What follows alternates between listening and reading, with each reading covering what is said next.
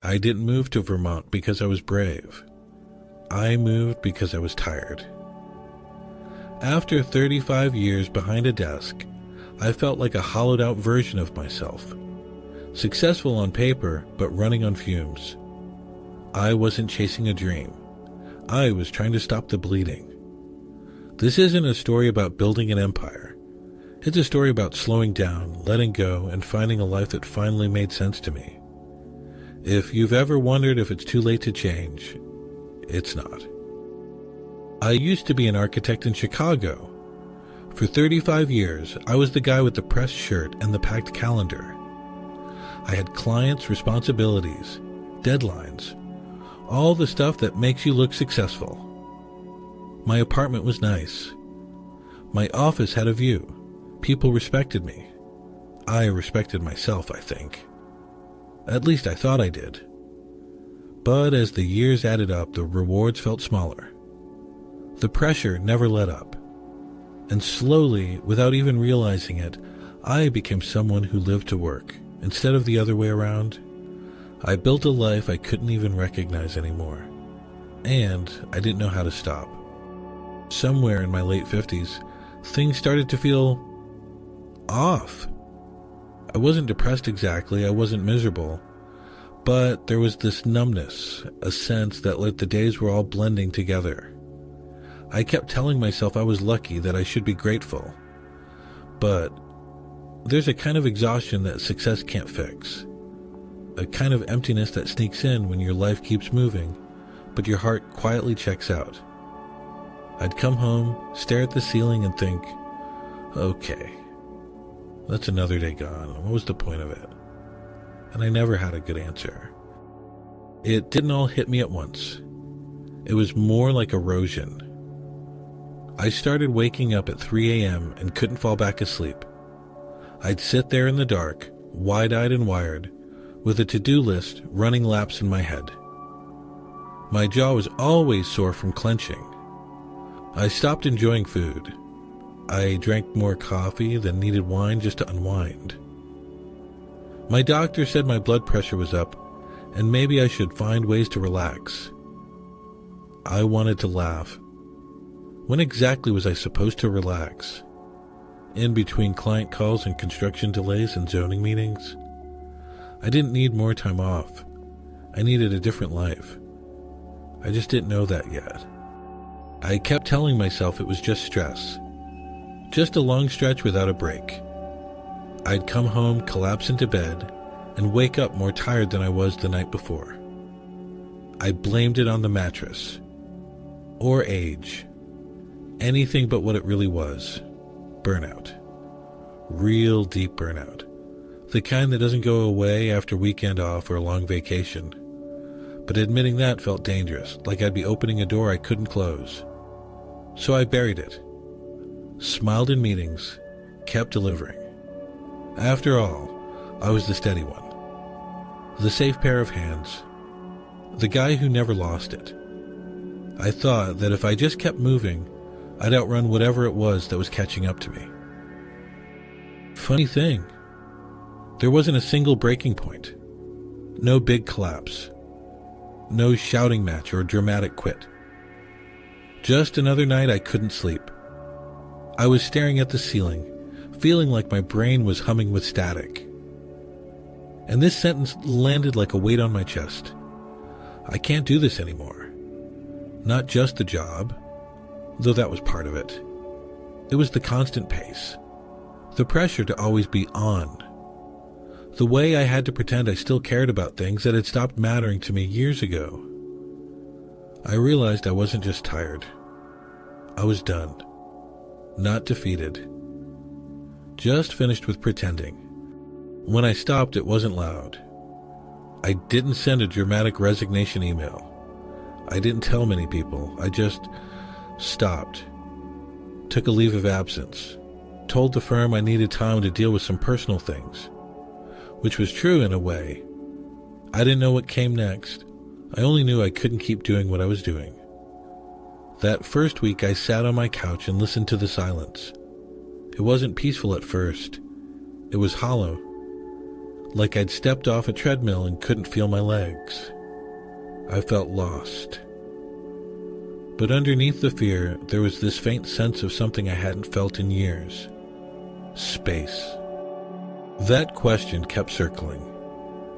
After all the decades, all the effort, was this what I'd built? A life full of status but empty of substance? I'd worked myself into a version of success that didn't actually feel successful. I had a nice apartment, expensive furniture, a calendar full of meetings, and almost no time to think, or feel, or even breathe. I kept looking around and realizing how much of it wasn't really mine. The life I'd made was safe, predictable, impressive maybe, but not meaningful. And at 62, that hit me hard. Because I wasn't scared of failure anymore. I was scared of wasting what time I had left. I sold the apartment, gave away half my things, packed the rest into a rented van, and drove up to Vermont. My parents' old house had been sitting empty for years. It needed work. The plumbing rattled like it was annoyed to be used again, but it was mine. And it was quiet. I didn't move there with a plan. I just knew I needed fewer distractions and more sky. The first morning I drank my coffee outside and listened to the birds instead of email notifications. It felt like someone was handing me my own life back. Slowly I started to remember how to live without all the noise.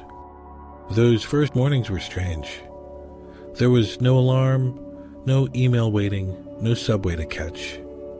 I'd wake up and just sit. Make coffee. Drink it slowly without multitasking or checking the news. I'd walk down the old dirt road near the house, listening to the crunch of gravel and the wind moving through the trees. And I realized with a kind of quiet sadness that I hadn't heard that sound in years. I hadn't noticed how many sounds in the city were artificial. Beeps, buzzes, engines, voices in a rush. Out here, silence wasn't empty. It was full. And I didn't quite know how to be in it yet, but I was willing to learn. After a while, I eased back into work. Nothing major. Just a few small projects.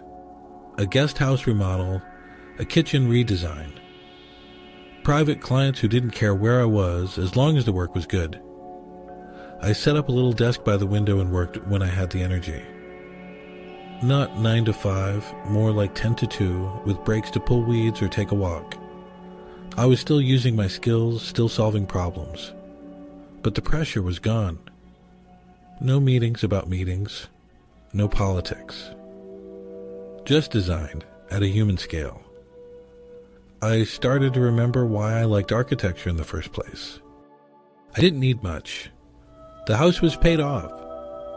My old habits, takeout dinners, dry cleaning, overpriced espresso, fell away without much effort. I cooked for myself. Fixed things instead of replacing them. Bought what I needed, not what I used to buy to reward myself for surviving the week. My expenses dropped by more than half, maybe 2/3. And what I got in return was time. The most expensive thing in the world, apparently. I thought I'd missed the lifestyle. Turns out, I just missed myself. And he was still here under all that noise. Some people didn't understand. You had a great career, they'd say. You were making real money. And I'd nod because they weren't wrong. But they weren't right either. I had a title, I had income, but I didn't have myself. I was chasing milestones that didn't mean anything to me anymore. The 6-figure salary didn't help when I couldn't sleep. The respect didn't matter when I didn't respect how I was living. Some of my friends fell away. Others stayed, quietly supportive. It's funny. You learn who sees you clearly when you stop performing. I tried a bunch of things, most of which didn't stick. I downloaded a dozen meditation apps, but I kept forgetting to open them. I went to one yoga class, pulled something in my back, and never went again. I bought tools for woodworking and ended up with a shelf that leans to the left. But I didn't care. For once, it wasn't about being good at something, it was about trying, about remembering what curiosity feels like. I had spent so long being useful that I forgot how to be aimless. Failing at new things turned out to be one of the most human parts of starting over. One night I picked up an old notebook and started writing. Nothing structured. Just a few lines. Things I'd noticed, little questions. I didn't plan to share it, and that made all the difference. There was no audience. No goal. Just me, getting to know my own voice again. I'd write about the way the light hit the barn at sunset. About how my thoughts slowed down when I chopped vegetables. Sometimes, I'd write about the past, not to dwell, just to observe. It became a kind of quiet mirror. The pages didn't fix anything, but they helped me see. There was one morning, nothing special, just quiet, when I made coffee, checked a few emails, and stepped outside for a walk. I didn't have a packed schedule or a looming deadline, and, for the first time in a long while, I didn't feel dread. I wasn't waiting for the other shoe to drop. I wasn't bracing for the next crisis. I just felt okay. And that surprised me. Not happy or euphoric. Just steady. Like my nervous system had finally stopped gripping the steering wheel. It was a small moment, but it meant everything. That was the day I realized maybe this new life wasn't just an escape. Maybe it was the beginning of something that fit. I figured my work life was mostly behind me. But slowly, emails started to trickle in. Past clients who remembered how I listened. People who didn't care about my zip code or whether I had a downtown office. They just wanted good work, done thoughtfully. And I still had that in me. I wasn't chasing growth anymore. I was nurturing relationships. Doing one job at a time with care. It was humbling and oddly affirming. Turns out, when you stop trying to impress everyone, the right people still find you. Not in a rush. Not in a frenzy. Just naturally, like rain finding the low places. There was a time when I measured my worth by how much I could cram into a day. That mindset almost broke me. Now I move slower, and I don't apologize for it. I work in the mornings when my mind is clear. I rest in the afternoons. I take breaks when I feel tired, not just when the clock says I can. Some days are more productive than others, but they all feel more real. My brain stopped racing. My shoulders dropped. I've let go of the tempo the world expects and chosen one that doesn't hurt to live in. That alone has changed everything. Most days, I'm up with the sun. I step outside, check the garden, stretch my legs on a short loop through the woods. The air here is different. It asks nothing from me. I might spend a couple hours sketching or reading. If I have a project on, I'll work on it, quietly, without pressure. And if not, that's fine too. Some days I write in my journal. Some days I just sit. I still use my skills, but they're no longer the center of my identity. I found value in the small rituals, watering the plants, making a good soup, stacking firewood. The kind of life that doesn't need to be broadcast. I still work, but I choose carefully. No more commercial towers. No more committees arguing over lighting fixtures. I design small things now. Cabins, studios, spaces for people who actually live in them. There's something satisfying about the scale. About listening, asking the right questions, and solving for human need, not corporate image. I say no more than I say yes. That used to scare me. Now it feels like freedom. I don't need every opportunity, just a few good ones that fit my hands, my pace, and my values. My life is smaller now. There's no doubt about that. Less money, fewer things.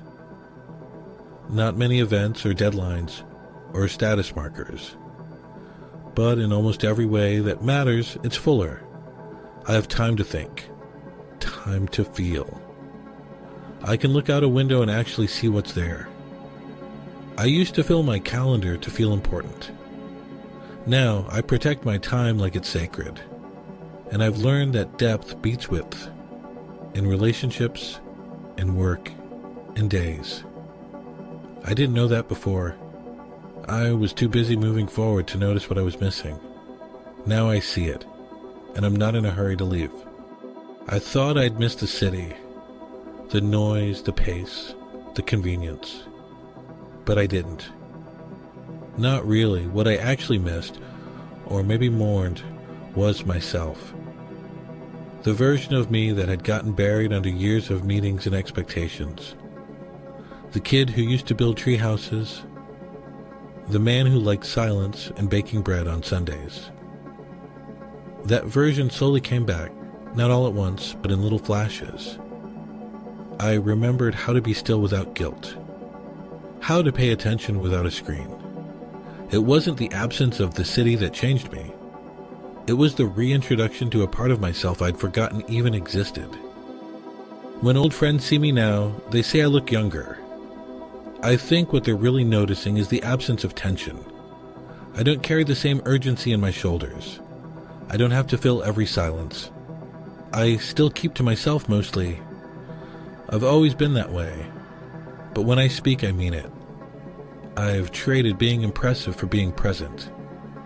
I don't need validation the way I used to. I just need to feel useful. Not in some grand public way, but in the quiet, steady kind of way. Helping a neighbor. Designing a home that fits a real life, that's enough for me now. By every traditional measure, I've downsized. Smaller paycheck, smaller house, smaller circle. But the one thing that's grown is my time and how I spend it. I sleep better. I don't wake up panicked. I drink my coffee slowly. I laugh more, not big, loud laughter, but real laughter. And I no longer reach for my phone before my feet touch the ground. I never thought I'd be someone who found joy in the ordinary. But that's what happened. I don't need more, I need space to breathe. And that, to me, feels like the most honest kind of wealth there is. Sometimes I wonder what would have happened if I'd made this change 10 years earlier, or 20. But then I remind myself, I wasn't ready. I had to run the course, burn out the fuel, hit the wall. That's how I learned to stop sprinting. Life still has its hard moments. I still get anxious, still fall into old thought patterns, but I notice them now. I don't get stuck in them. I walk instead of run. I pause instead of react. That shift from urgency to intention has changed how I live, not perfectly, but honestly. And for me, that's enough. People ask me sometimes if they should do what I did. Leave the city. Change everything. And I always say, don't look for an escape. Look for a rhythm that doesn't break you. You don't have to burn it all down. You just have to start asking better questions. Not, what do I want to achieve? But, what would feel good enough? That's where peace starts. In enough. And letting go of more. If I've learned anything, it's that the life you want probably isn't far away. It's just quieter than the one you're living now. You have to listen for it. Turns out, slow is the only way forward. Not dramatic. Not loud. Just steady. I spent most of my life pushing toward deadlines, promotions, expectations that never really belonged to me. And when the noise finally got too loud, I thought stepping away was the end of something, but it wasn't. It was the start of a different pace.